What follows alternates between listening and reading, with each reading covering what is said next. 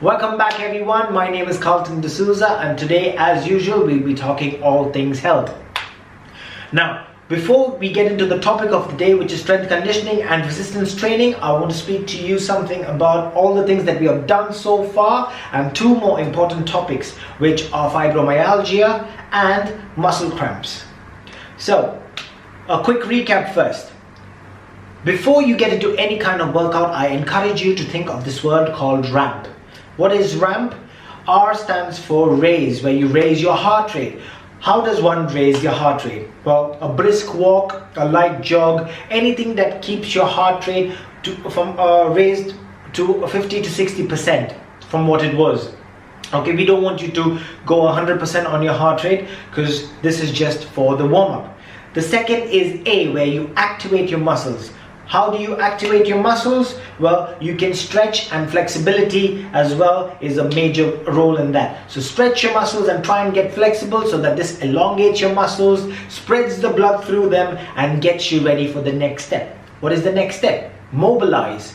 Mobilize is where we use our movement exercises. So or partially, because this is just a warm-up, remember. So you tend to move, which strengthens your muscles and your joints. So you are ready to go to potentiating. That is the P of R.A.M.P.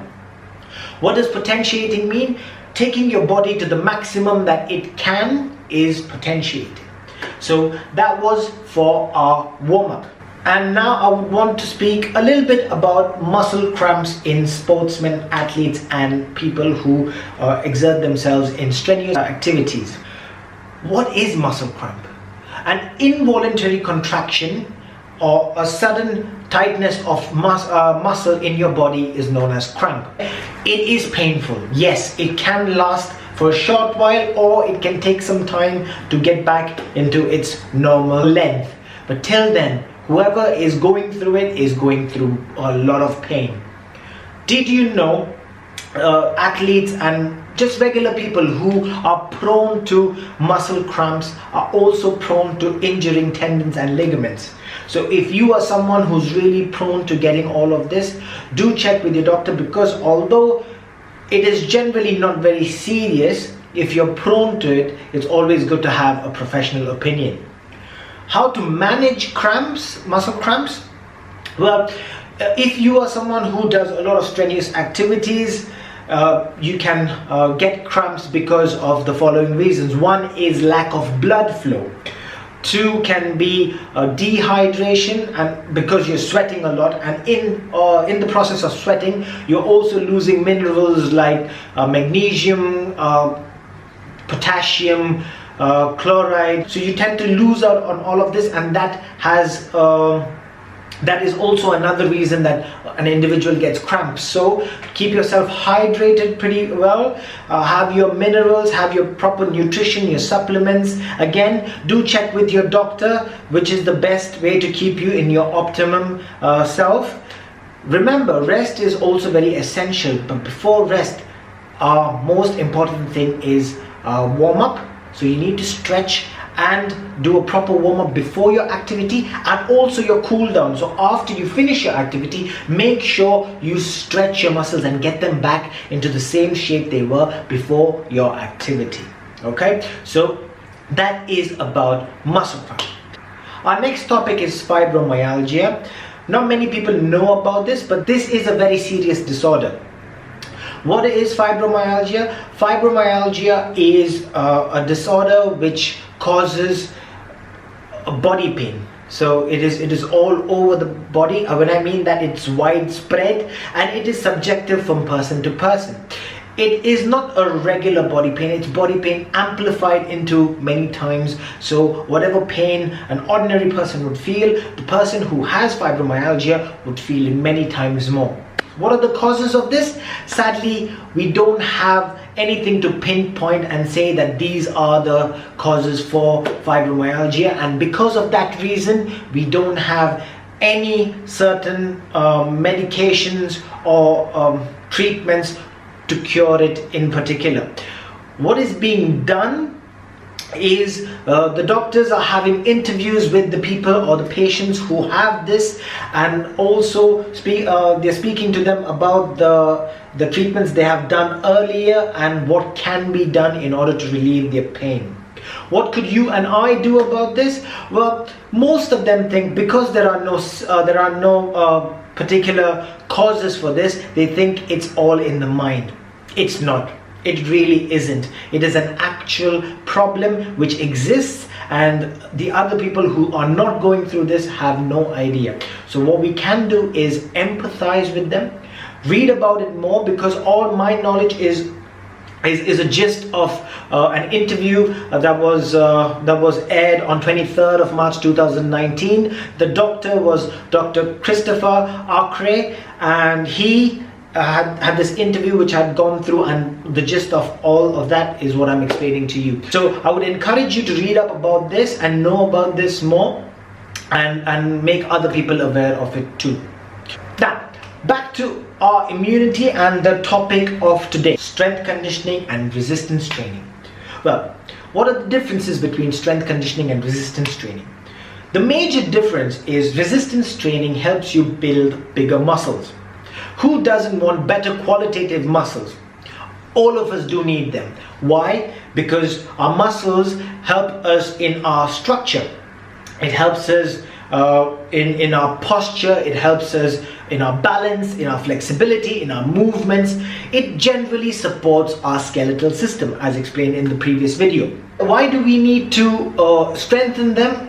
It's because if you don't strengthen your muscles, it is going to be a problem as you age. So when you age, you tend to have weaker muscles, and because of that, it affects our posture, it affects our balance, it makes us more prone to injury and falling down. And that is why it is very essential that we train our muscles to get stronger. Now, just so that you know, what kind of activity gives you bigger muscle build? Is it lifting light weights or is it lifting heavy?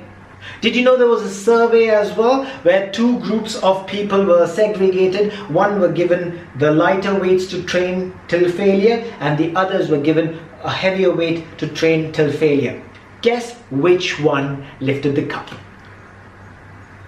Well, it was a tie.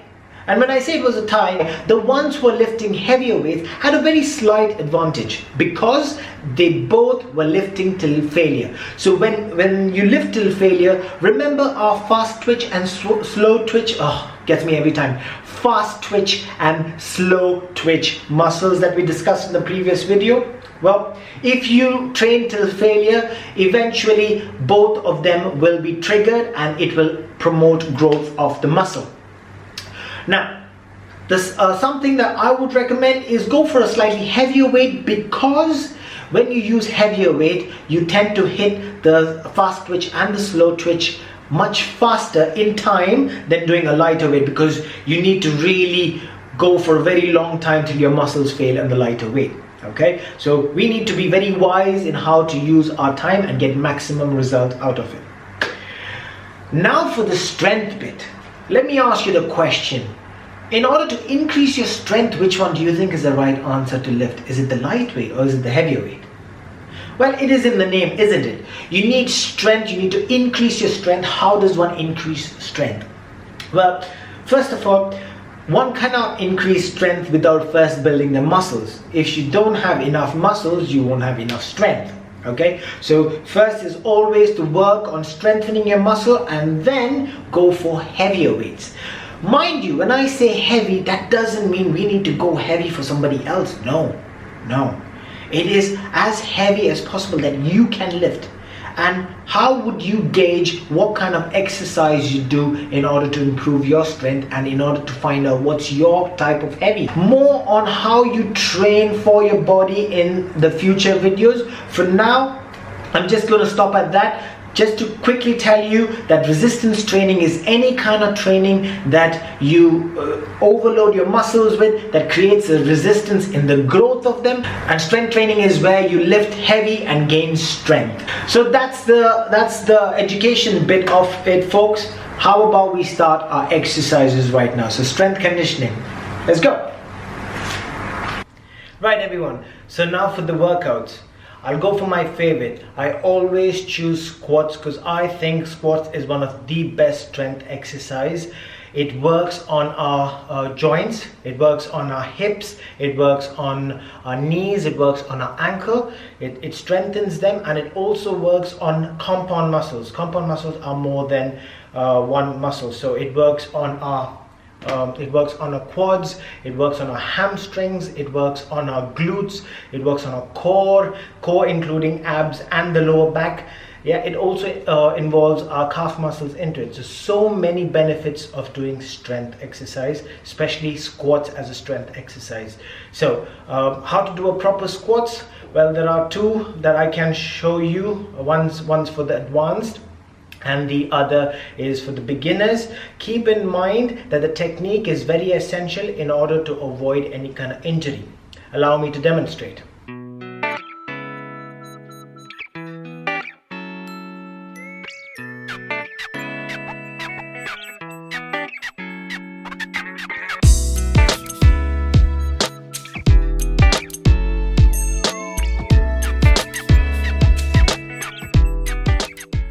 For the upper body, my favorite is push-ups. Push-ups again works on compound muscles of the upper body, that is chest, your shoulders, your triceps. It also works on your core, that's your abs, your lower back, and it works on the joints as well. That means your elbows, your wrists, your rotator cuffs. All of this is being engaged while doing a push-up.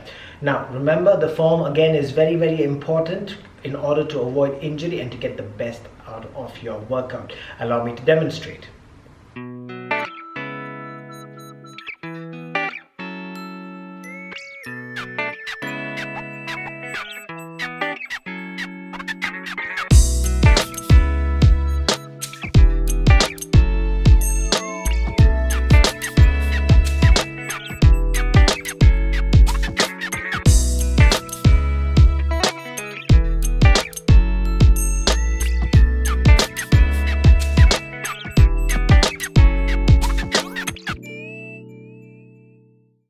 Our next exercise is going to be focused on glutes. Now glutes are very essential for posture, for mobility, and it is like a connector. It is like a bridge between the upper body and the lower body. And the stronger glutes you have good momentum, you have good balance, you have good movement.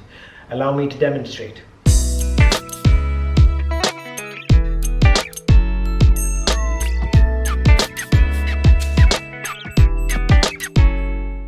So in order to work on the strength exercise, I want you to do as many reps as possible. So the first workout is squats. Do as many squats in 1 minute as possible. Without any rest, go to the second one, do as many push-ups as possible, and then go to the third, do as many glute bridges as possible. After you finish that, you take a 2-minute break and you repeat it again 2 times. So you're going to do 15 minutes of this. 3-minute workout, 2-minute rest. Okay, stay strong, and remember, share this video if you feel that this could help somebody else, and subscribe, because that's what keeps me going. It keeps me motivated to making more videos for free. Cheers and have a good one.